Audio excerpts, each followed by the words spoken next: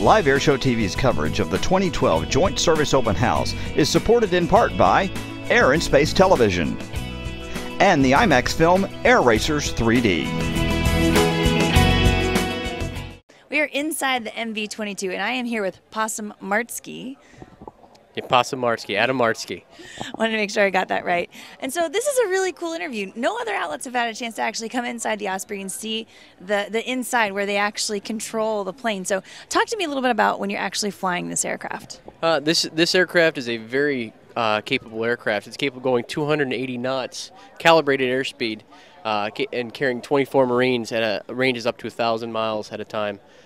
We can generally carry about 3.5 hours of fuel, and the aircraft can get you to where you need to go at any time and in any kind of condition and get you there safely.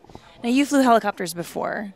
Does this cockpit remind you a little bit of a helicopter cockpit? This cockpit is completely different compared to the old cockpit. I'm used to the CH-46, which has basically all steam gauges. As we have here, it's a fully glass cockpit and capable of providing, generally, you have all your navigation and all of your flight instruments right there in front of you on a glass cockpit.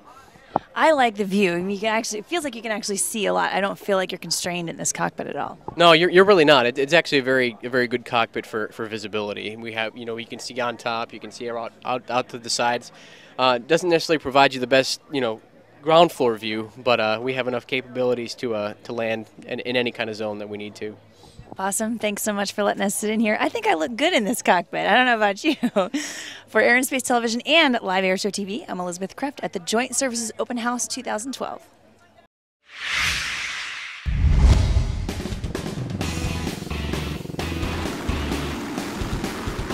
The MV-22 Osprey and its Air Force cousin, the CV-22, is piloted and has a demonstrated ability to change from a helicopter to a fixed-wing aircraft just with the flick of a button. T.C. Kesterton is here from Marine Corps Air Station New River, and also DJ Davis. And guys, pleasant good afternoon to you. And is it afternoon yet? Not quite. A pleasant good morning to you. And you guys get to talk about one of the most crazy aircraft ever been built. TC, what do you think, man? You like it? Yes, sir. Yes, sir. I love it. You'll see it coming in here left to right. This is our high-speed pass, doing about our max speed of 280 knots. Now, we're seeing it in full airplane mode now, correct? That's correct. This is our airplane mode. We're at 0 nacelle, and it's fully transitioned out right now. Tell you what, look at what we got. Here, we can put this on right now. Got it? Check 1, 2. Oh, here, let's see if we get the mic working there. Check, check, check, check, check. There it is. Okay, here we go. We can get it work. We got the mics working now. Thanks, you guys, very much. DJ, you work as a you're not the pilot, but you know more than anybody else about the aircraft, right? Yes, sir. I'm, as a crew chief, I'm also as a mechanic on the aircraft. So you know every system. Now, when TC talked about 0 nacelle, that means the actual compartment that houses the engine that turns the propellers or the rotor, or however it is. Yes, sir. 0 nacelle means it's full airplane. Yes, sir. It's at 0 degrees, full airplane, and going fast as it wants. Now you can't take off and land with it as a full airplane because those rotors are a little on the large side. Yes, sir. That's a 38-foot diameter of the rotors, and they actually extend 9 feet past the bottom of the fuselage. So that makes it important for the pilot to be able to transition and be kind of a dual-role pilot. TC, the pilot, who's flying the aircraft today, by the way? Today we have Captain Seth Flesh Grant. He's piloting, and he's also with Captain Cooper. So Flesh is out there, and he's working hard with his left thumb to turn it from an airplane into a helicopter right now. That's correct. In helicopter mode, we have all the same control uses that a helicopter does, but we have one extra component, which is our left thumb, and that's what's actually controlling the nacelle rate. You can see right now he's gone from the 0 that he was in an airplane, and right now he's probably at about 92 nacelle. So that's 92 degrees. He's actually got the got the nacelles going past the vertical, so it helps him slow down and maybe even back up? That's correct. We have the capability of bringing him back to 96, so 6 degrees past the 90-degree position, which allows us to do the backwards hover, and also helps us obviously slow it down on any approach. DJ, what kind of power from these engines do they generate for you? Both engines, they actually radiate about 6,150 shaft horsepower. That's a component in the back of the engine actually transferring all that power from the engine forward through the engine up to the gearboxes to turn the rotors. They are jet engines, Pratt & Whitney jet engines? Rolls-Royce. Rolls-Royce, okay. And that used to be Allison and Rolls-Royce, and that's another historical merge that is just kind of amazing that it took 60 years to do it. But the Rolls-Royce engines, what happens, God forbid, if one of the engines fails? Well, if one of the engines fails, we actually have what's called our interconnecting drive shaft system, which we can power both rotors from just one engine. It runs all the way through the wing. Now, TC, when this aircraft is being flown as an airplane, it's pretty simple. It's pretty simple. It works just like any other airplane. There's nothing magic about it when it's flying an airplane. But flying a helicopter is kind of, especially hovering a helicopter, is kind of like standing on a beach ball, rubbing your tummy and patting your head all at the same time. Do you, as a pilot of the MV-22 Osprey, run into the same kind of issue? Do you have to learn to fly like a helicopter pilot too? Definitely. As with every naval aviator, we all take kind of the same basic route. The only difference is we have to take one extra step. We learn on fixed-wing aircraft, and then we're transitioned over to helicopters. And I actually do fly about 50 hours on helicopters to learn how to hover, and then go back to a multi-engine training on a fixed wing. Is this, what's the load carrying capability of this thing, DJ? Is it a heavy lifter? No, it's a medium lift. Externally, we can carry up to about maximum of 12,500 pounds externally. Plus, now, is that, when you say externally, is that equipment or is that armament? That's equipment that we have a pendant that hangs down from the middle of the aircraft to where we can actually go over, hover over it, have ground crews hook up the equipment, and we can actually take off with that sitting outside the airplane. You can lift a Humvee with it? Yes, sir. And what about inside? Inside, we can carry up to 24 combat loaded troops, plus any amount of equipment that we can.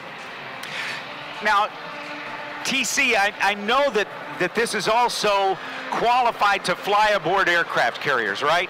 That's correct. Any Marine Corps aircraft that we have in our inventory is required to be able to go on an aircraft carrier, which was an interesting concept that they came out with, because obviously, as you can see right now, the wingspan takes up a lot of space on ship. A lot of real estate. Now, back from World War II, they folded wings up, they folded wings back, and even in the MH-53 helicopter, they can fold the rotors back and then bend the tail around to get more space, to get more aircraft on.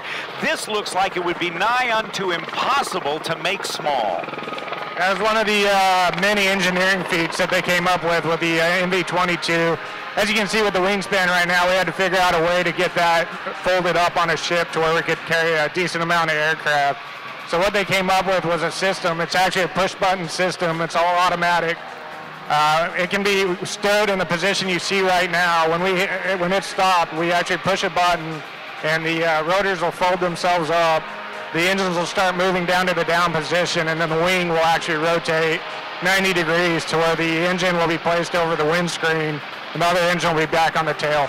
So this 70-some foot, let's see, 38, 74, gosh, probably 80 feet of horizontal space folds up to an area not as wide as the twin tails. Is that right, DJ? Yes, sir.